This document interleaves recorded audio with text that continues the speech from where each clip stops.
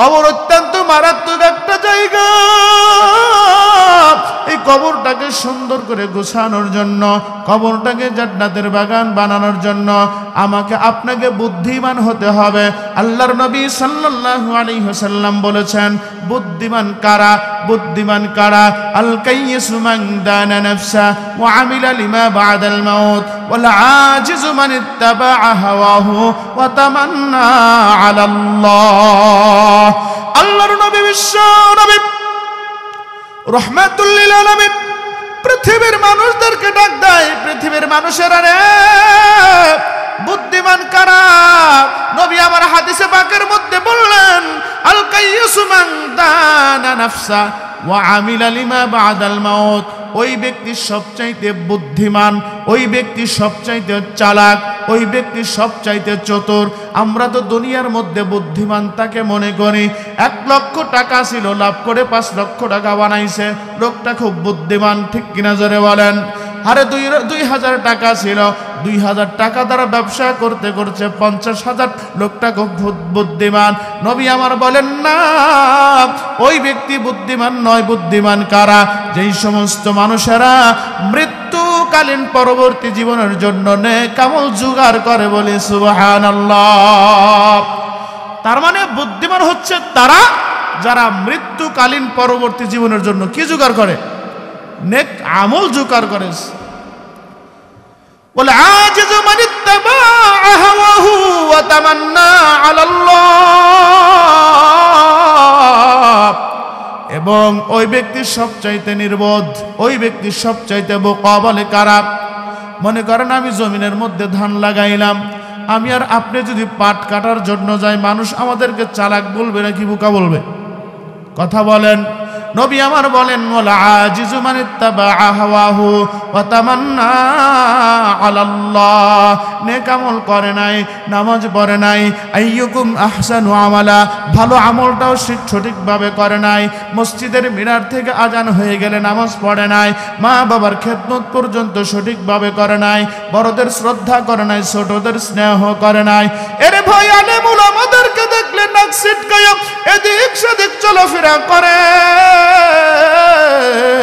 ভালো কাজের ধার সে ধারে নাই, কিন্তু আল্লাহর কাছে আশা করে, আল্লাহ নামাজ পড়ি নাই 1 ওয়াক্ত, গাঞ্জা খাইছি 5 ওয়াক্ত, আমার অনেক চরিত্র। এই সমস্ত মানুষেরা আল্লাহর কাছে আশা করবে, আল্লাহ জান্নাত চাই, জান্নাত চাই, জান্নাত চাই, নামাজ পড়ে নাই 1 ওয়াক্ত। আওয়াজ দিয়ে বলুন, সেই ব্যক্তি বোকা নাকি চালাক? কথা বলি। আল্লাহ রাব্বুল আলামিন পয়গম্বর সুলাইমান আলাইহিস সালাতু ওয়াস সালামকে একটা সিংহাসন দান করেছিলেন। তিনার রাজ্য পরিচালনা করার জন্য, বাদশাহী কাজকর্ম পরিচালনা করার জন্য, বা সুলাইমান দাদে মুলকে সরওয়ারি শুধুমতে খাতেমা দেওয়া পারে। গুলজার গুলো বুর্গে সাজার কিসনে বানায়া,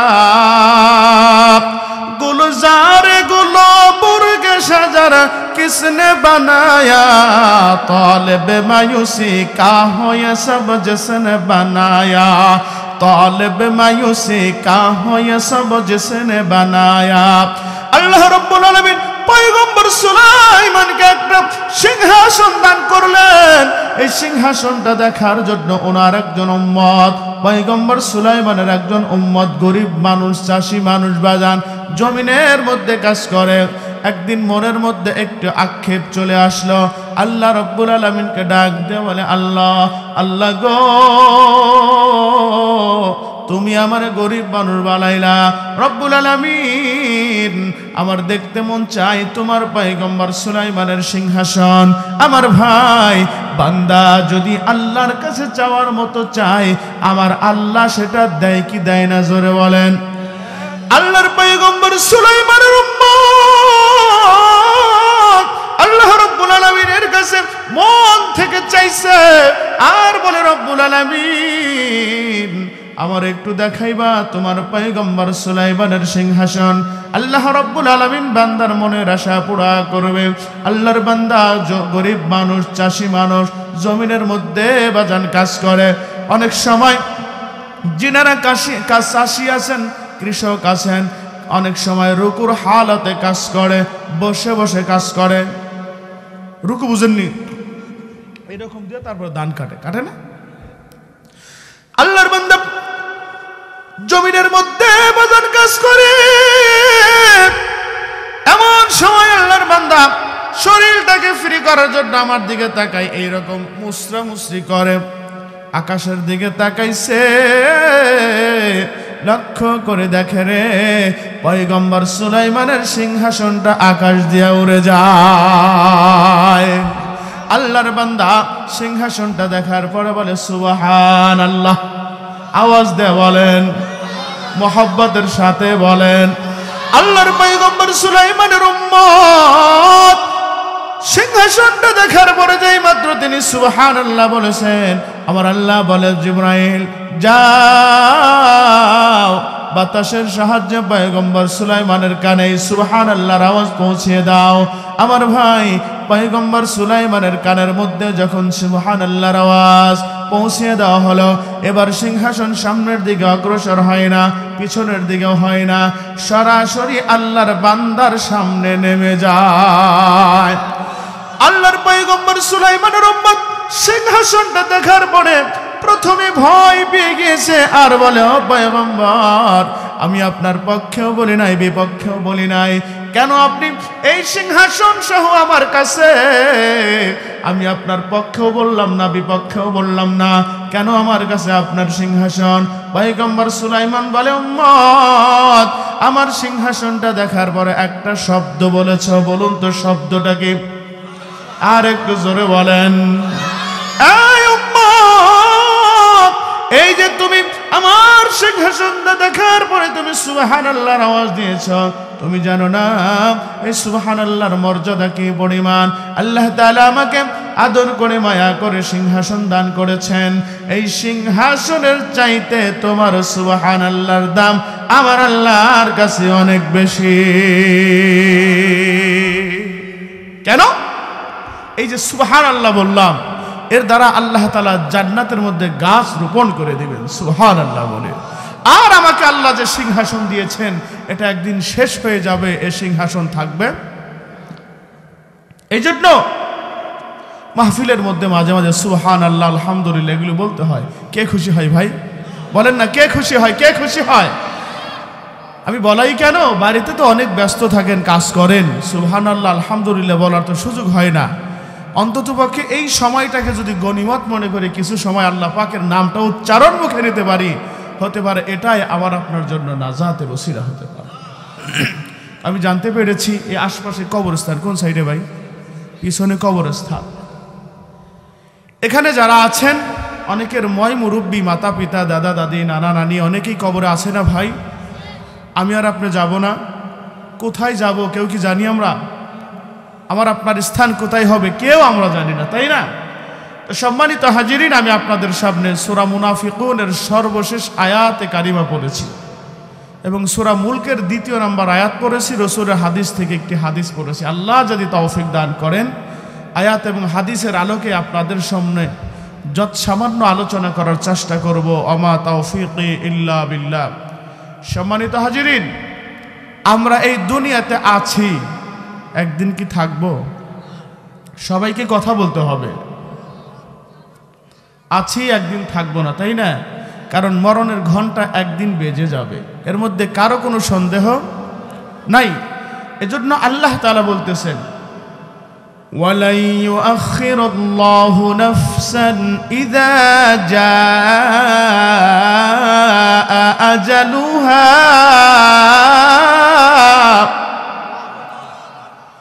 ওয়াল্লাহু খাবীরুম বিমা তা'মালুন।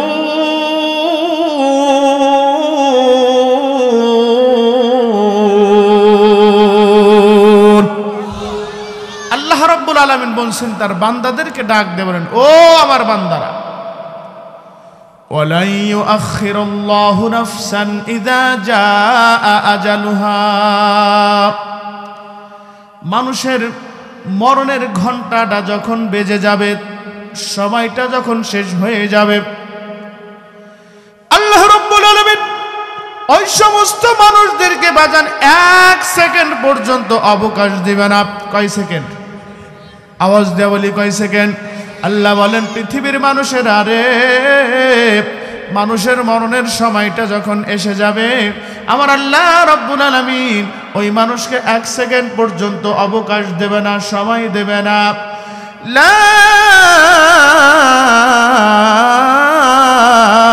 একটু সময় আল্লাহ রব্বুল আলামিন আমাকে আপনাকে দেবে না। তার মানে হলো যখন আমার মৃত্যু এসে যাবে, আজরাইল আলাইহিস সালাতু ওয়াস সালাম আমার আপনার জানটা কবজ করে নিয়ে যাবে। জোরে বলেন ঠিক কিনা? অপরাধের ভিতর আল্লাহ বলেন আল্লাযী খালাকাল মাউতা ওয়াল হায়াতা লিয়াবলুয়াকুম আইয়ুকুম আহসানু আমালা।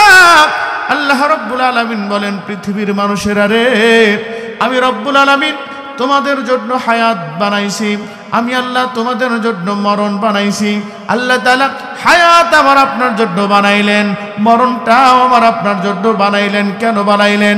আল্লাহ বলেন লিয়াবলুয়াকুম আইয়ুকুম আহসানু আমালা।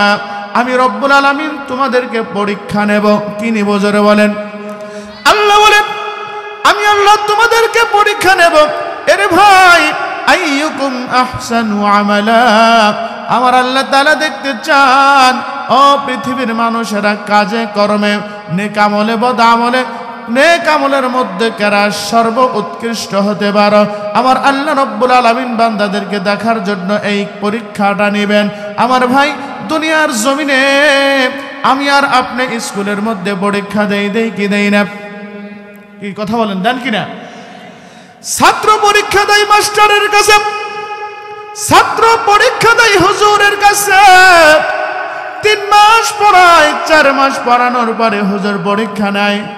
আওয়াজ দিয়ে বলতে হবে পরীক্ষার প্রশ্নগুলো ওপেন থাকে নাকি গোপন থাকে? প্রকাশ থাকে নাকি গোপন থাকে? গোপন। ছাত্র লেখাপড়া করে, 3 মাস লেখাপড়া করার পরে আবার হুজুরে 1 সপ্তাহ সময় দেয়। যেই দিন পরীক্ষা সেই দিন রাত্রি জাগরণ করে পরীক্ষা দেওয়ার জন্য প্রস্তুতি গ্রহণ করে। তারপরেও ছাত্র ভুল করে, অনেকেই সঠিক উত্তর দিতে পারে। আমার আল্লাহ রব্বুল আলামিন বান্দাদেরকে জানায় দেয় পৃথিবীর মানুষেরা রে, আমি রব্বুল আলামিন তোমাদেরকে প্রশ্নগুলো ওপেন করে দিলাম, প্রকাশ করে দিলাম। আমি আল্লাহ তোমাদের জন্য কি কি প্রশ্ন নেব কবরের ভিতরে, আমি আল্লাহ তোমাদেরকে সেটা জানায় দিলাম। আল্লাহর নবী সাল্লাল্লাহু আলাইহি ওয়াসাল্লাম বলেছেন, মানুষ যখন কবরের মধ্যে চলে যাবে রে বাজান, ওই সমস্ত মানুষদেরকে কয়টা প্রশ্ন করবে? আওয়াজ দেয়া বলেন। 3টা প্রশ্ন করবে। 1 নম্বর মান রব্বুকা ওয়া মান দীনুকা, এবং 1 নম্বর তোমার আল্লাহকে, তোমার রবকে, তোমার প্রতিপালককে। বান্দা যদি নেক আমল হয়, আইয়ুকুম আহসানু আমালা, বান্দা যদি নেক কর্মশীল হয়, বান্দা যদি ভালো কর্মওয়ালা হয়, বান্দা তখন সঙ্গে সঙ্গে জবাব দিবে রব্বি আল্লাহ, রব্বি আল্লাহ, রব্বি আল্লাহ। 1 নাম্বার প্রশ্নের উত্তর হবে কেবলমাত্র শুধুমাত্র আমার রব হলো একমাত্র আল্লাহ। জোরে বলি সুবহানাল্লাহ। এরপরে বান্দাকে প্রশ্ন করা হবে অমান দীনুকা, তোমার দিন কি ছিল? তখন বান্দা বলবে দীনুনাল ইসলাম, আমার ধর্ম ছিল ইসলাম, আর দিন ছিল আমার ইসলাম। এরপরে বলা হবে তোমার নবী কে ছিল? বলা হবে আমার নবী ছিল মুহাম্মাদুর রাসূলুল্লাহ সাল্লাল্লাহু আলাইহি ওয়াসাল্লাম। আমার ভাইরা, বান্দা যখন 3টা প্রশ্নের জবাব দিয়ে দিবে রে ভাই, ওই সমস্ত বান্দাদেরকে আমার ভাই আসমান থেকে ঘোষণা দেওয়া হবে, ক্বালা ফায়ুনাদি মুনাদিয়াম মিনাস সামা আন সাদাকা আবদি। বান্দা যখন বাজান 3টা প্রশ্নের জবাব দিয়ে দিবে, আসমান থেকে ঘোষণাকারী ঘোষণা করবে আন সাদাকা আবদি, আন সাদাকা আবদি, এ আমার বান্দাকে তোমরা ডিস্টার্ব করবে না, আমার বান্দা সত্য বলেছে। ফাফরিশুহু মিনাল জান্নাহ ওয়ালবাসুহু মিনাল জান্নাহ ওয়াফতাহু বাবান ইলাল জান্নাহ। এই আমার ফেরেশতারা আমার বান্দার কবরের মধ্যে জান্নাতের বিছানা বিছায়া দাও। ওয়ালবাসুহু মিনাল জান্নাহ আল্লাহ শুধু তাই নয়, আমার বান্দাকে তোমরা জান্নাতের পোশাক পরায় দাও। সুবহানাল্লাহ বলেন। আফতাহু বাবান ইলাল জান্নাহ, আমার বান্দার কবরের সঙ্গে তোমরা একটা গেট করে দাও। বলেন সুবহানাল্লাহ। অতএব কারণে বাজান, আমি আর আপনি যদি কবরের মধ্যে সর্বোচ্চ ফ্যাসিলিটি পাইতে চাই, আল্লাহ তোরে জান্নাতের বাগান যদি পাইতে চাই, আমাকে আপনাকে নেক আমলের কোনো বিকল্প নাই। কারণ আল্লাহর নবী সাল্লাল্লাহু আলাইহি ওয়াসাল্লাম বলেছেন, ইন্নামাল কবরু রাউযাতুম মিন রিয়াজিল জান্নাহ আও হুফরাতুম মিন হুফারিন নার। এ দুনিয়ার মানুষ, আমরা যা কবরের মধ্যে চলে যাব, এই কবরটা কারো জন্য হবে জান্নাতের বাগান থেকে একটা বাগান, এই কবরটা কারো জন্য হবে জাহান্নামের গর্তের মধ্য থেকে একটা গর্ত। আমার ভাইরা রে, কবর অত্যন্ত মারাত্মক একটা জায়গা। এই কবরটাকে সুন্দর করে গোছানোর জন্য, কবরটাকে জান্নাতের বাগান বানানোর জন্য আমাকে আপনাকে বুদ্ধিমান হতে হবে। আল্লাহর নবী সাল্লাল্লাহু আলাইহি ওয়াসাল্লাম বলেছেন, বুদ্ধিমান কারা? বুদ্ধিমান কারা? আল কাইয়িসু মান দানা নাফসা ওয়া আমিলা লিমা বা'দাল মাউত ওয়াল আজিজু মান ইত্তাবা'a হাওয়াহু ওয়া তামান্না আলাল্লাহ। আল্লাহর নবী বিশ্ব নবী রাহমাতুল লিল আলামিন পৃথিবীর মানুষদেরকে ডাক দেয়, পৃথিবীর মানুষেরা রে, বুদ্ধিমান কারা? নবী আমার হাদিসে পাকের মধ্যে বললেন, আল কাইয়িসু মান দানা নাফসা ওয়া আমিলা লিমা বা'দাল মাউত। ওই ব্যক্তি সবচাইতে বুদ্ধিমান, ওই ব্যক্তি সবচাইতে চালাক, ওই ব্যক্তি সবচাইতে চতুর। আমরা তো দুনিয়ার মধ্যে বুদ্ধিমান তাকে মনে করি। 1 লক্ষ টাকা ছিল, লাভ করে 5 লক্ষ টাকা বানাইছে, লোকটা খুব বুদ্ধিমান, ঠিক কিনা জোরে বলেন? আরে 2000 টাকা ছিল, 2000 টাকা দ্বারা ব্যবসা করতে করছে 50,000, লোকটা খুব বুদ্ধিমান। নবী আমার বলেন না, ওই ব্যক্তি বুদ্ধিমান নয়। বুদ্ধিমান কারা? যেই সমস্ত মানুষেরা মৃত্যুকালীন পরবর্তী জীবনের জন্য নেক আমল জোগাড় করে। বলি সুবহানাল্লাহ। তার মানে বুদ্ধিমান হচ্ছে তারা যারা মৃত্যুকালীন পরবর্তী জীবনের জন্য কি জোগাড় করে? নেক আমল জোগাড় করে। ওয়াল আজিজু মান ইত্তাবা'a হাওয়াহু ওয়া তামান্না আলাল্লাহ। এবং ওই ব্যক্তি সবচাইতে নির্বোধ, ওই ব্যক্তি সবচাইতে বোকা। বলে কারা? মনে করেন আমি জমিনের মধ্যে ধান লাগাইলাম, আমি আর আপনি যদি পাট কাটার জন্য যাই, মানুষ আমাদেরকে চালাক বলবে নাকি বোকা বলবে? কথা বলেন। নবী আমার বলেন, ওয়াল আজিজু মান ইত্তাবা'a হাওয়াহু ওয়া তামান্না আলাল্লাহ। নেক আমল করে নাই, নামাজ পড়ে নাই, আইয়ুকুম আহসানু আমালা, ভালো আমলটাও সঠিকভাবে করে নাই, মসজিদের মিনার থেকে আজান হয়ে গেলে নামাজ পড়ে নাই, মা বাবার খেদমত পর্যন্ত সঠিকভাবে করে নাই, বড়দের শ্রদ্ধা করে নাই, ছোটদের স্নেহ করে নাই। এরে ভাই, আলেম উলামাদেরকে দেখলে নাক সিটকায়া এদিক সেদিক চলাফেরা করে, ভালো কাজের ধার সে ধারে নাই, কিন্তু আল্লাহর কাছে আশা করে, আল্লাহ নামাজ পড়ি নাই 1 ওয়াক্ত, গাঞ্জা খাইছি 5 ওয়াক্ত, আমার অনেক চরিত্র। এই সমস্ত মানুষেরা আল্লাহর কাছে আশা করবে, আল্লাহ জান্নাত চাই, জান্নাত চাই, জান্নাত চাই, নামাজ পড়ে নাই 1 ওয়াক্ত। আওয়াজ দিয়ে বলুন, সেই ব্যক্তি বোকা নাকি চালাক? কথা বলি। অতএব কারণে ভাইরা আমার, আমাকে আপনাকে কবরটাকে জান্নাতের বাগান বানানোর জন্য 1 নাম্বার শর্ত হলো নেক আমল করতে হবে, ভালো আমল করতে হবে। আমি আর আপনি যদি বাজান ভালো আমলগুলো সঠিকভাবে করতে পারি, নবীজির হাদিস অনুযায়ী আল্লাহ রাব্বুল আলামিন আমার আপনার কবরটাকে জান্নাতের বাগান থেকে বাগান বানায় দিবে। বলুন ঠিক কিনা? ও আমার প্রিয় ভাইরা, জমিনের মধ্যে অনেক মানুষের আগমন ঘটেছে, অনেক মানুষ পৃথিবীর জমিনে আসছেন, যাদের কবরটাকে জান্নাতের বাগান বানানোর জন্য দিনরাত 24 ঘন্টা তেনারা মেহনত করে গিয়েছেন। আমার ভাইরা রে, তাদের মধ্যে একজনের কথা যদি আমি আপনাদের সামনে বলি, নবীজির দুলালি আদরের কতুরি নয়নের মনে হযরতে ফাতেমাতুজ জাহরা রাদিয়াল্লাহু তাআলা আনহা নামটা সবাই জানি এবং শুনেছি। যিনি মহিলাদের জান্নাতের সরদারিনী হবে হযরতে ফাতেমা। নবীজির কন্যা হওয়ার পরেও বাজান মৃত্যুকে এত পরিমাণ স্মরণ করেছে, মৃত্যুকে এত পরিমাণ ভয় পেয়েছে। হযরত হাসান আর হুসাইন বলেন, আমার মা দেখতে বড় সুন্দরী রমণী ছিল, কিন্তু কেবলমাত্র শুধুমাত্র আল্লাহর ভয়ে ভয়ে আমার মা শুকিয়ে একদম কাঠের মতো হয়ে গিয়েছিল। আমার ভাইরা, মৃত্যু বড় ভয়ঙ্কর একটা জিনিস। হযরতে ফাতেমাতুজ জাহরা রাদিয়াল্লাহু তাআলা আনহা মৃত্যুকে তিনি কি পরিমাণ ভয় করতেন রে বাজান, আপনাদেরকে বলতে চাই। হযরতে ফাতেমাতুজ জাহরা রাদিয়াল্লাহু তাআলা আনহা বাবার কাছে বসা আছেন, তার মানে আমার আপনার নবী দুনিয়ার থেকে যখন চলে যাবে, সাকরাতুল মাউত শুরু হয়ে গিয়েছে, আমার আপনার নবীর জানটা কবজ হয়ে যাবে। হযরতে ফাতেমা বাবার শিয়রের মধ্যে বসা আছে, এমন সময় দরজার মধ্যে কে যেন কারো নাড়াইয়া দিছে।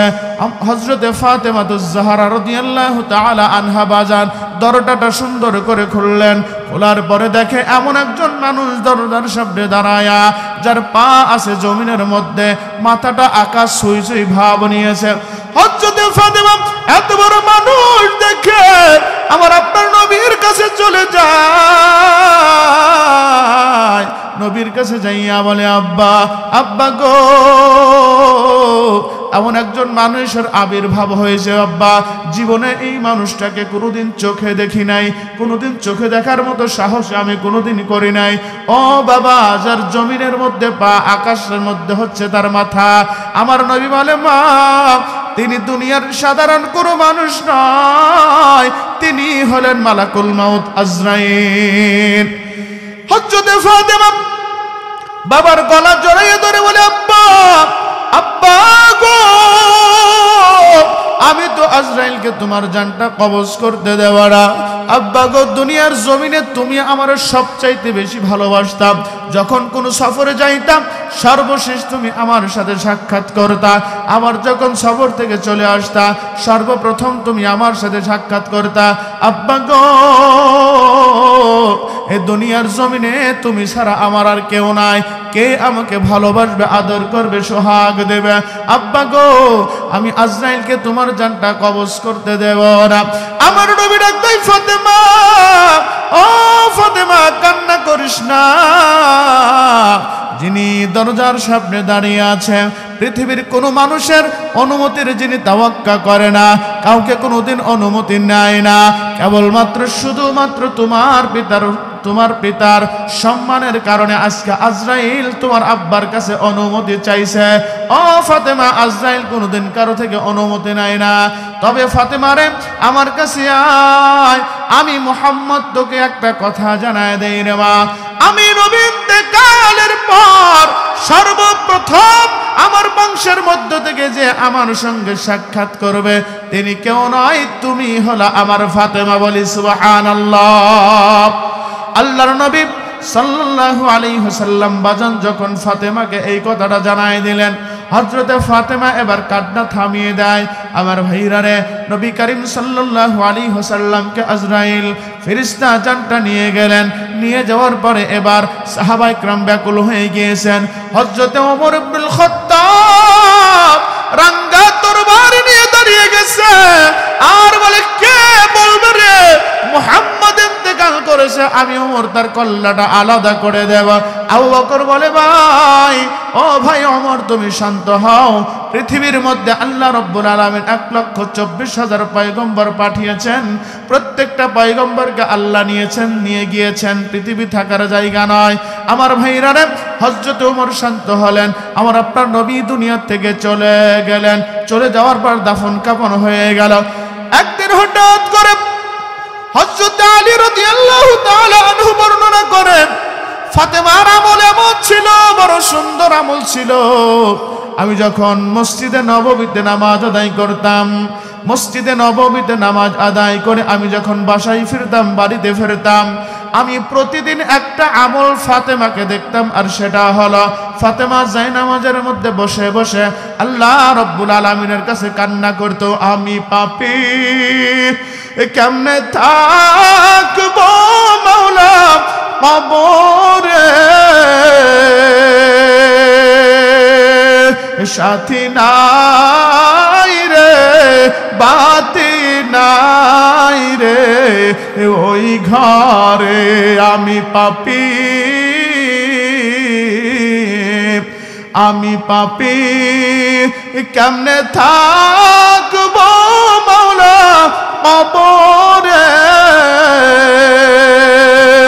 সাথী নাই রে, বাতি নাই রে, ওই ঘরে।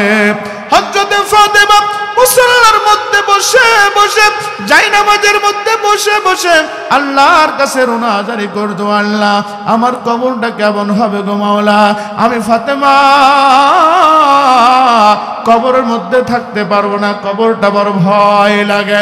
আমার ভাই হযরত আলী রাদিয়াল্লাহু তাআলা আনহু বলেন, একদিন রমজান মাস চলছে, আমি বাড়িতে চলে আসলাম ফজরের নামাজ আদায় করে যখন বাড়ির মধ্যে চলে আসছি, এসে দেখি আমার ফাতেমা জায়নামাজের মধ্যে নাই, মুসাল্লার মধ্যে নাই।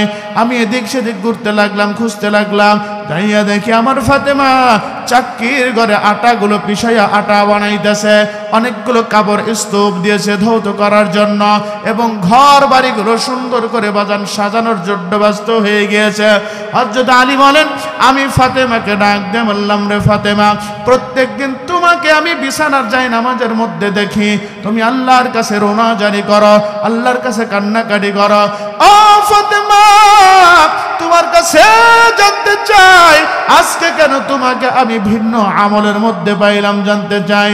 আমার ভাই হযরতে ফাতেমা কান্না আরম্ভ করে দিয়েছে। হযরতে ফাতেমা কান্না করে হযরত আলী রাদিয়াল্লাহু তাআলা আনহু জিজ্ঞাসা করে, আইয়ু শাইইন তুবকি ইয়া ফাতেমা, হে ফাতেমা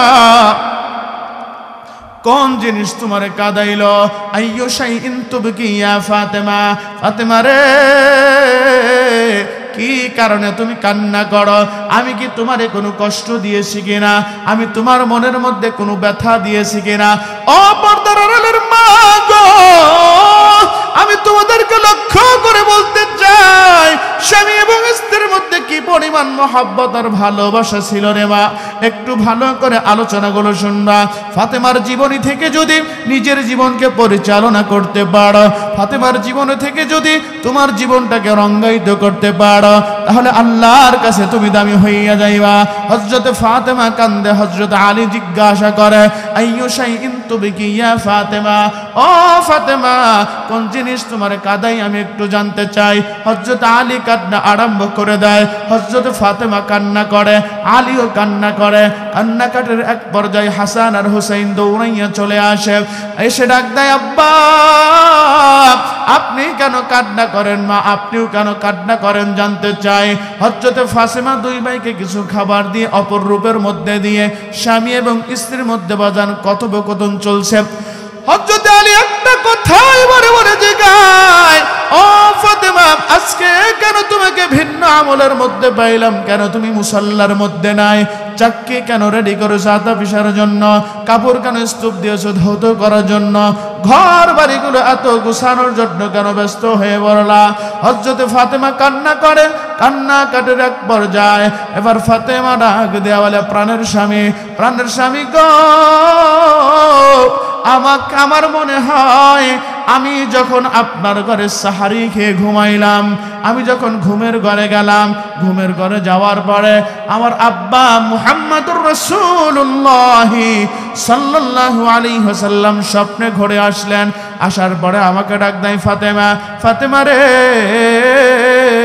ও ফাতেমা আজকে তুমি সাহারি খাইলা আলীর ঘরে, আর ইফতার করবা আমি নবীর দস্তরখানার ভিতরে। বলি সুবহানাল্লাহ। ও আলী, আমার মন বলে আব্বা যেহেতু স্বপ্নে যুগে আমাকে দেখাইছে, ও ফাতেমা ইফতার করবা, সাহারি খাইছো আলীর ঘরে, ইফতার করবা তুমি আমি নবীর দস্তরখানার ভিতরে। আলী আমার মন বলে আমি মনে হয় দুনিয়ার জমিনে আর বাঁচবো না, থাকবো না, যার কারণে ঘর বাড়িগুলো আমি সুন্দর করে গুছাইতে আরম্ভ করলাম। তোমাদের কাপড়গুলো স্তূপ দিলাম ধৌত করার জন্য, তোমাদের জন্য কিছু রুটি বানাবো, কারণ আলী গো, আমি যদি দুনিয়ার জমিনে না থাকি তোমাদের কি হাল হয়ে যাবে, কি অবস্থা হয়ে যাবে আমি জানি না। এই জন্য তোমাদের কাপড়গুলো সুন্দর করে ধৌত করে রাখবো, তোমাদের জন্য 1 সপ্তাহের খাবার রেডি করে দিয়ে যাব। ও আলী, আমি তোমাদের ঘর দোরগুলো সুন্দর করে গুছাইয়া যাব, কারণ মৃত্যুবরণের পূর্বে আমার স্বামীর ঘরটাও গোছানো থাকবে, আমার স্বামীর কাপড়গুলো অধৌত থাকবে। আমি ফাতেমা এটা সহ্য করতে পারি না। প্রাণের স্বামী গো, আমার মন বলে আমি বোধহয় বাঁচবো না, দুনিয়া থেকে চলে যাব। ও প্রাণের স্বামী, আমি মৃত্যু গ্রহণ করার পূর্বে আমি ফাতেমা অভাগিনী তোমার কাছে 4টা জিনিস চাইব গো স্বামী। বলুন, তুমি আমাকে 4টা জিনিস দিবানি? কয়টা জিনিস চাইবে বলেন, কয়টা? আমার ভাইয়েরা, হযরত আলী কান্না আরম্ভ করে দিচ্ছে, ফাতেমাও কান্না করে। হযরত আলী ডাক দেয়, ও প্রাণের স্ত্রী, তুমি আমার কাছে 4টা জিনিস কি চাইবা আমি জানি না। ও ফাতেমা, আমি আলী, এমন আলী তোমাকে কোনোদিন একটা নতুন পোশাক দিতে পারি নাই, একটা ভালো কোনোদিন খাবার তোমাকে খাওয়াইতে পারি নাই, কোনোদিন পেট ভরে তোমাকে খাবার দিতে পারি নাই। আমার কাছে তুমি এমন কি জিনিস চাইবা? কোন জিনিসটা তুমি আমার কাছে চাইবা? ফাতেমা রে, দেওয়ার মতো হইলে তো অবশ্যই তোমাকে আমি দিয়ে দেব। বলো তুমি আমার কাছে কোন জিনিস চাও? ও ফাতেমা, আমি আলী তোমাকে বিবাহ করতে পারবো, কল্পনাও কোনোদিন করতে পারি নাই। নবীজির কন্যাকে বিবাহ করতে পারবো এটা স্বপ্নে কোনোদিন কল্পনাই দেখি নাই। আল্লাহ ভাগ্যে লিখেছিলেন, তাই আমার হয়েছে, আলহামদুলিল্লাহ। ও ফাতেমা, কোন 4টা জিনিস তুমি আমার কাছে চাও? চাও দেখি, যদি থাকে অবশ্যই আমি আলী তোমাকে 4টা জিনিস দিয়ে ধন্য করে দেব। বলি সুবহানাল্লাহ। হযরত ফাতেমা ডাক দেয়, প্রাণের স্বামী, 1 নাম্বার তোমার কাছে আমি যেই জিনিসগুলো চাই, পর্দার আড়ালের মা ভালো করে শুনবেন। হযরত আলী রাদিয়াল্লাহু তাআলা আনহুর কাছে হযরত ফাতেমা ভিক্ষা চাই, আলী রে 4টা জিনিস দিবা। তাহার মধ্যে 1 নাম্বার হলো, আলী আমি যখন মারা যাওয়ার পরে 1 নাম্বার জিনিস তোমার কাছে যেইটা চাই, ও আলী তুমি বলো, মৃত্যু গ্রহণ করার পূর্বে আমারে তুমি ক্ষমা করবানি। 1 নাম্বার কি চাই? ক্ষমা চাই, মাপ চাই। আমার ভাইয়েরা, হযরত আলীর কাছে হযরত ফাতেমা কেন মাপ চায়?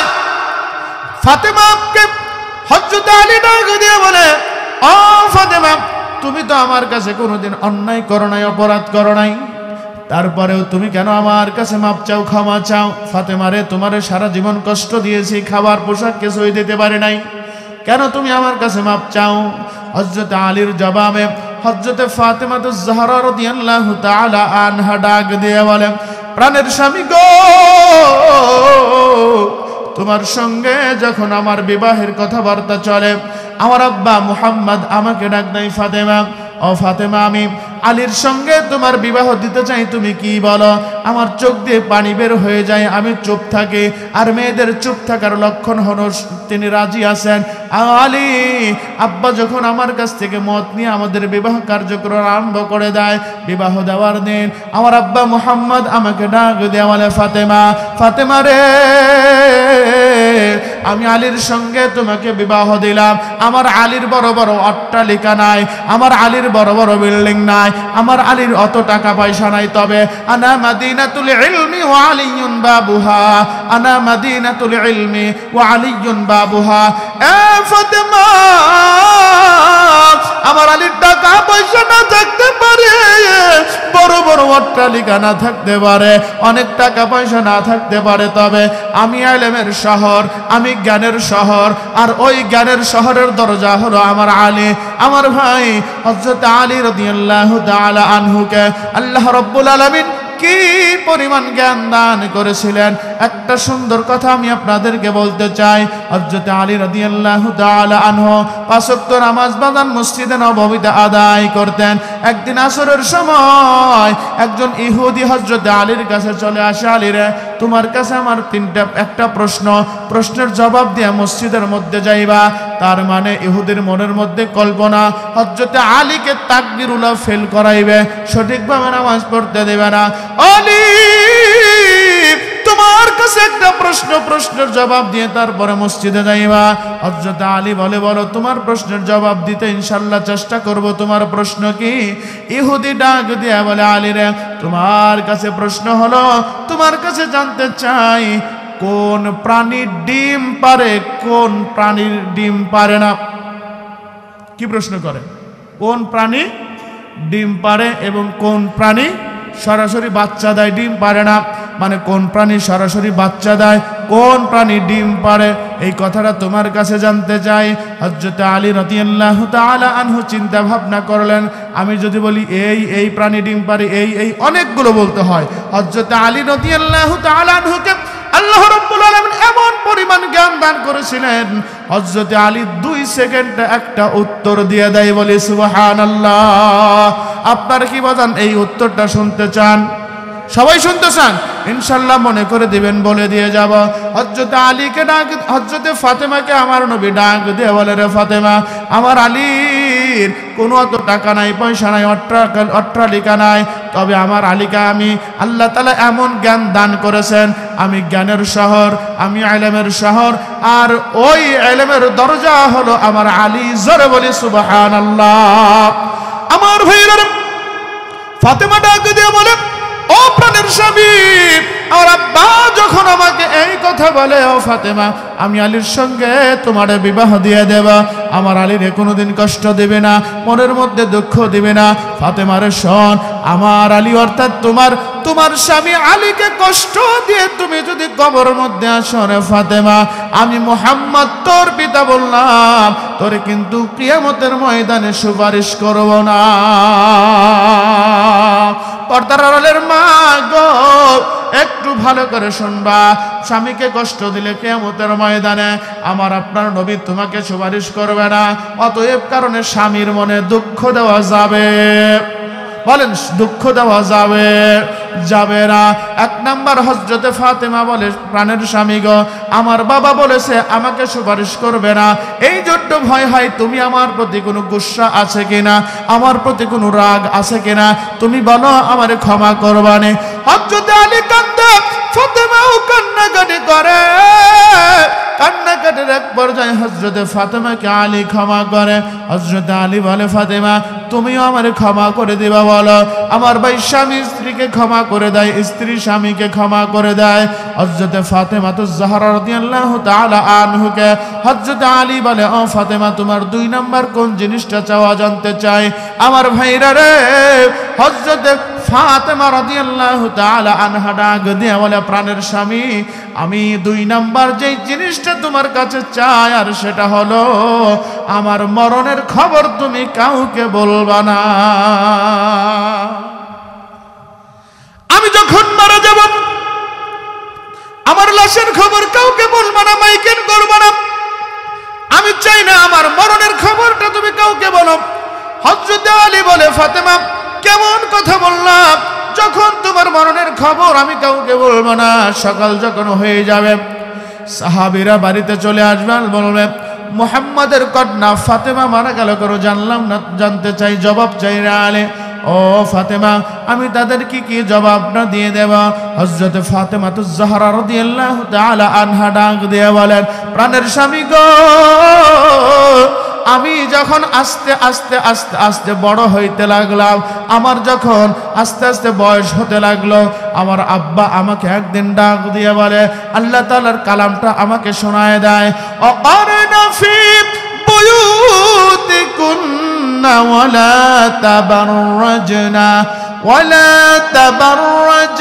তাবাররুজাল জাহিলিয়াতিল উলা।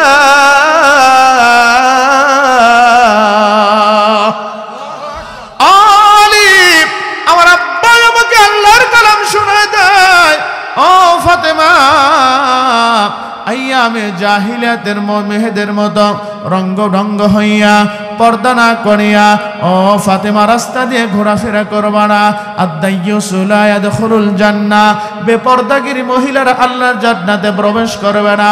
আলী রে, আমার আব্বার কথাটা আমার বড় ভালো লেগেছে, আমার বড় ভয় হয় সামান্য পর্দার কারণে আমার যদি পর্দার খিলাফ হয়।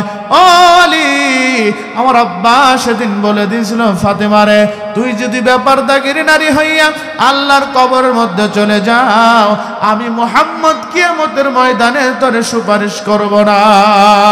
এই জন্য আমার ভয় হয় মরণের পরেও মানুষেরা দেখতে আসবে মুহাম্মদের কন্যা চিকন ছিল, মোটা ছিল কি বেটে ছিল, এমন ছিল তেমন ছিল। আমি চাই মৃত্যুর পরেও যেন আমার লাশের খবর কেউ না জানে। আমার ভাইয়েরা, হযরত ফাতেমা দুনিয়া থেকে চলে গেলেন। চলে যাওয়ার পর কোথা থেকে একজন মহিলার আগমন হলো। হযরত ফাতেমারে গোসল করানো হলো।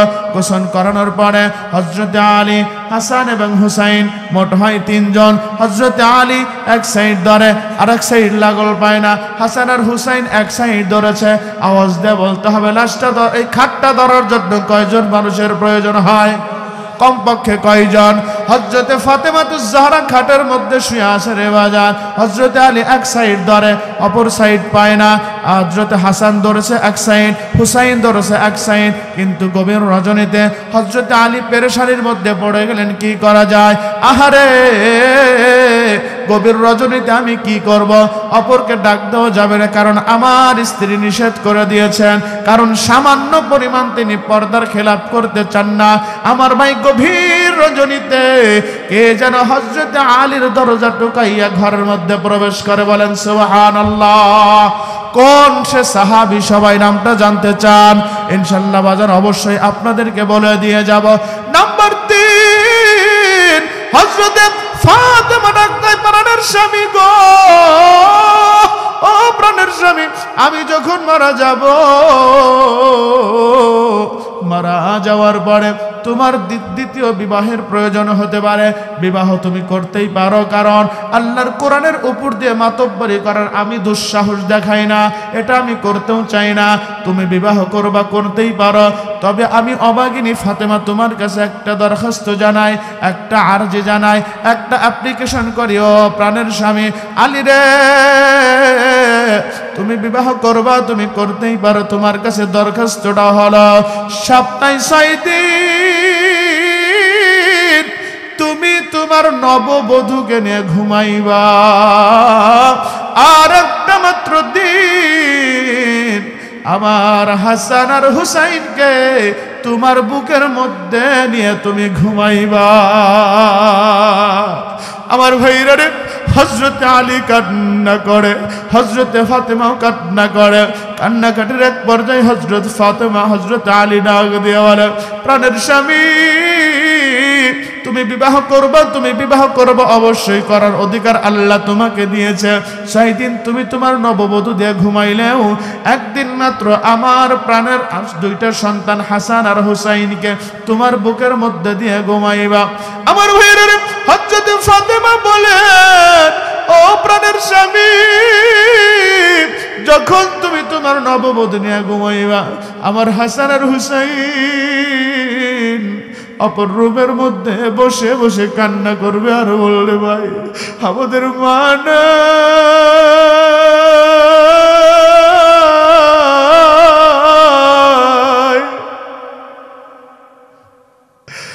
আর আমাদের বাপ থাকতেও আমাদের কোনো খবর রাখে না। হযরত আলী কান্না করে, হযরত ফাতেমা বাজান কান্না করে। কান্নাকাটির এক পর্যায়ে হযরত আলী বলে, ঠিক আছে ফাতেমা, আমি তোমার কথাটা রাখবো ইনশাআল্লাহ। হযরত ফাতেমা রাদিয়াল্লাহু তাআলা আনহা হযরত আলীকে ডাকতে, আলী, আমি তোমার কাছে 4 নম্বর যেই জিনিসটা চাই তুমি আমাকে দিবা, আর সেটা হলো ও প্রাণের স্বামী আমি ফাতেমা কবরের মধ্যে কেমনে থাকবো, আমার বড় ভয় হয়। আমি তোমার কাছে 4 নম্বর যেই দরখাস্ত জানাই, আর সেটা হলো প্রতি জুমার দিন আসরের নামাজের পরে, মাগরিবের নামাজের পূর্ব মুহূর্তে, প্রতি শুক্রবার আসরের নামাজের পূর্ব মুহূর্তে, আসরের নামাজের পরে, মাগরিবের নামাজের পূর্ব মুহূর্তে তোমরা বাপ ছেলে 3 জন মিলে আমার কবরটাকে জিয়ারত করবা। কেন? হযরতে আবু সাঈদ খুদরি থেকে হাদিস বর্ণিত, তিনি বলেছেন জুমার দিন এমন একটা মুহূর্ত আছে, এমন একটা সময় আছে, বান্দা যদি আল্লাহর কাছে কিছু চায়, আমার আল্লাহর কাছে চাইতে দেরি, আমার আল্লাহ বান্দাকে দিতে দেরি করে না। বলেন সুবহানাল্লাহ। আমার ভাইরা রে, হযরতে আবু সাঈদ খুদরি বলেন সেই সময়টা হলো মাগরিবের নামাজের পূর্বে, আসরের নামাজের পরে, আসরের নামাজের পরে, মাগরিবের নামাজের পূর্বে আল্লাহর কোনো বান্দা যদি আমার আল্লাহর কাছে চাইতে দেরি, আমার আল্লাহ দিতে দেরি করে না। বলে সুবহানাল্লাহ। অতএব কারণে বাজান এই দাওয়াতটা আমি আপনাদের মাঝে দিতে চাই, যাদের মা নাই, যাদের বাবা নাই, আসর নামাজের পরে মাগরিবের নামাজের পূর্ব মুহূর্তে বাবার কবরের পাশে দাঁড়াইয়া, মায়ের কবরের পাশে দাঁড়াইয়া কবরটাকে জিয়ারত করব। কারণ সন্তান যদি মা এবং বাবার জন্য দোয়া করে রে, আমার আল্লাহ ওই বান্দা ওই সন্তানের দোয়া ফিরায় না, সঙ্গে সঙ্গে মাতা পিতার কবরকে জান্নাতের বাগান বানায় দেয়। বলি সুবহানাল্লাহ। অতএব কারণে বাজান আমরা সকলে জান্নাতের বাসিন্দা হতে চাই। আমাদের বাজান একটা আছে দান্দা, আমরা হলাম আল্লাহর বান্দা। আমার আপনার মধ্যে যখন আসবে কান্না, তখন আল্লাহ মোহাব্বত করে আমাকে আপনাকে দান করবেন জান্নাত। বলেন ঠিক কিনা? অতএব আমরা সকলে জান্নাতের মেহমান হতে চাই। কারা কারা? লিল্লাহি তাকবীর, লিল্লাহি তাকবীর, লিল্লাহি তাকবীর। আল কোরআনের আলম, আল হাদিসের আলম, ওয়াজ মাহফিল যেখানে, লিল্লাহি তাকবীর, লিল্লাহি তাকবীর। আমার ভাইরা, আমরা সকলে জান্নাতের মেহমান হতে চাই, এর মধ্যে কোনো সন্দেহ নাই। আমাদের নেক আমল, ভালো আমল কাজ করার একমাত্র উদ্দেশ্য হলো জান্নাত। ঠিক কিনা? জোরে বলেন। আমার ভাইরা রে, জান্নাতের মধ্যে যদি যেতে চান, কিয়ামতের ময়দান যখন বাজান শুরু, রব্বুল আলামিন জান্নাত জাহান্নামের ফয়সালা করবেন অনেককে। সর্বপ্রথম কাবা শরীফকে বলবে, আরে কাবা যা যা তুই জান্নাতের মধ্যে চলে যা, যারে কাবা যা যা তুই জান্নাতের মধ্যে চলে যা।